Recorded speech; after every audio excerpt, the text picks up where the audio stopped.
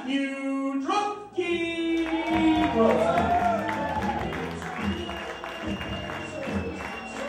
Thank you guys. Give it up for yourselves for sticking around. This has been an amazing show. Clap for yourselves tonight.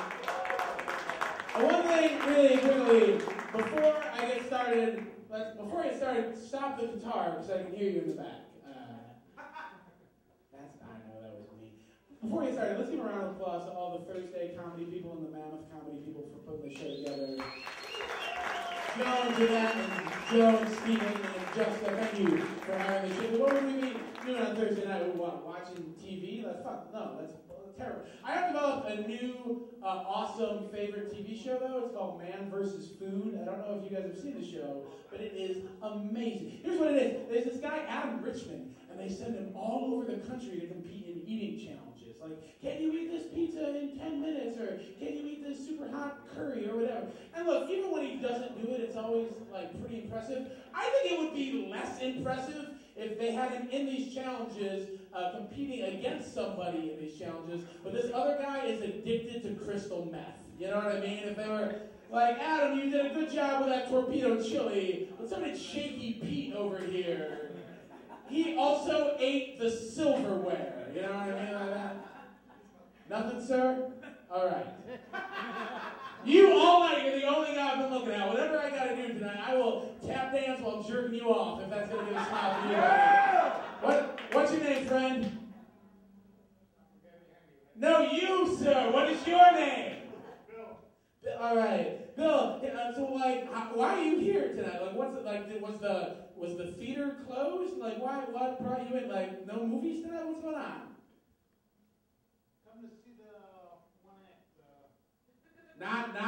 Not your headliner comedian, huh? No, oh God. No, I dig it, man. I'd rather be seeing a movie than watching me. Like, I tell you, I love movies. I go to movies all the time. My favorite movie this year was that movie Inception. I don't know if you guys saw that, but it was awesome. Yeah, it's still playing places. So, like, let's go see it tonight after this. We'll make a night of it. Like, I knew Inception was going to be good since it's made by the same people who made my favorite movie of all time, which was that movie, The Dark Knight. That movie's fucking amazing. Like, here, informal poll Thursday. Put your hand in the air if you saw the movie The Dark Knight in the movie theater on opening night in costume, right? Fuck you guys. No, look, it wasn't in costume, but I dressed for the occasion, you know? I wore my Batman t-shirt because it looks awesome. Ladies. I knew it was going to be an awesome movie, so I wore comfortable shorts. I knew I was going to be excited, so I wore a condom, right? They don't let me back in that movie theater anymore. Oh, boy. Okay, so here's awesome news. I like to do nice things for my wife, and my wife was totally excited about this. I found the videotape I took of when my wife gave birth to my son, and she was totally excited that I gave that to her on Blu-ray. She was less excited that I added a director's commentary.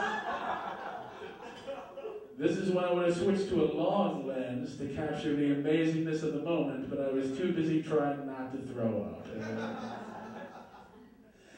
She was less excited that I added an alternate ending. Like right when the baby is crowning, all of a sudden Indiana Jones just runs out of her vagina, being followed by a big boulder just chasing after her. She was less excited that I added coming attractions. You know what I mean? Where I was just like, if you love this video of you giving birth to our child, you will also love this video of the time we had sex and I filmed it and did not tell you. Like, how did you not figure it out? I was high-fiving the camera the whole time. My hand is very funny, I should mention that. But I'm not, I gotta tell you, I've played some awesome places, I've played some terrible places. My favorite places to play ever are gay bars in Chicago, are fucking amazing. Like, I don't know how many gay bars we have in Schaumburg, I don't know if we're in a gay bar right now. But like, I saw how some of these bands dress. I was like, let's do it, where's my glitter and my glow sticks? No, man. There are a couple comics in here. Yeah. If you've never gotten yourself out to a gay bar, fucking get to them. They're awesome. Like, because the audiences are rowdy, but like they totally listen and they're amazing, like, and they're just into the moment. They're big laughers after the show. They buy you drinks and they smell nice, and you go dancing and they call you pretty. Like, I fucking need that, you know what I mean? Like,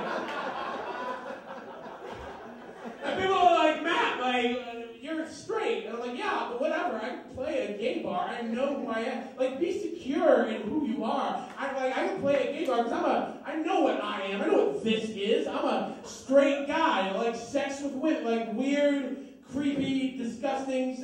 Like, all right, like, if my wife knew half the things I wanted to do to her, she would not let me do any of the pre-approved things that we needed a lawyer and a notary for in our prenuptial, you know? I love being married. Being married is awesome. I love it. It's amazing. Because what's the alternative to that? Dating? Well, fuck that. Like, I remember dating. I was bad at dating. I have a friend who's dating online. Like, online, yeah, let's be rejected by zeros and ones. That's amazing. Yeah, okay. She's on ehungry.com, which gives you a list on a list of tips to make your first date super special. So if you're going to go on a first date soon, normally you would pay for this. You guys get one for nothing tonight. They say your first tip is make that first date last 1 hour. 1 hour, that's it. Date over, then get out of there. Like, that's no time at all, you know?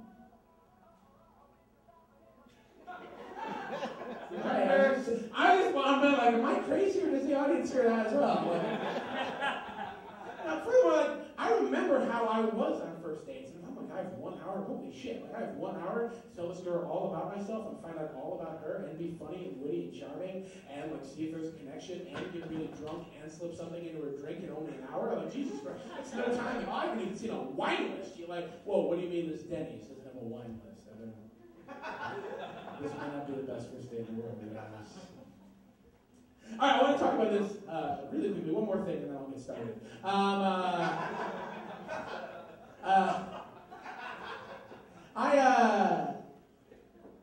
I'm what's called a sad clown comedian. I gotcha. Which is like, I'm this. It's one of those things where it's like I find the worst things in myself, and I try and make them funny, and then I tell them to an audience, and they laugh, and I feel good for a second. And then I get off stage and hate myself.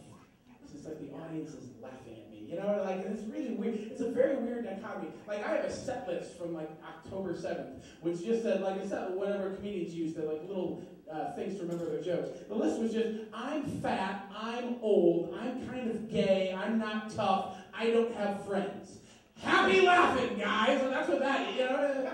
And it's weird, like, cause I'm just, it's one of those things, all right, like, I'm 31, you know, like, this is it, like, and I always thought I was young and hip and cool, and then I had this moment a couple weeks ago where I was driving my son home from his soccer game in my station wagon, listening to talk radio, and then I just heard this whoosh, and I'm like, what is that? And it's just the illusion of my youth just sailing away, right? And like, I need to feel young, like, I need that. Like, now I'm not, like, when you do the math, when you add it up, this is not what an adult looks like, all right? I own 8 comic book t-shirts I bought in the last 3 years. My closet looks like the dressing room of the goddamn Justice League.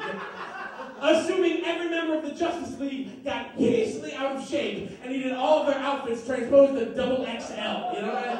People are like, oh man, but what about your 20s? Isn't that when you partied and drank and did drugs like everyone? No, I spent my 20s trying to give the Cubs a perfect 162-0 season in Xbox Major League Baseball. By the way, here's how I did it. I created an entire team of characters, all with my name and measurements. A bunch of 5'10", 250-pound guys named Matt Drufke that went from home to first in about 2 days. We swept the Tigers in 4 games. I drank Mountain Dew like it was Budweiser, then had a birthday, you know?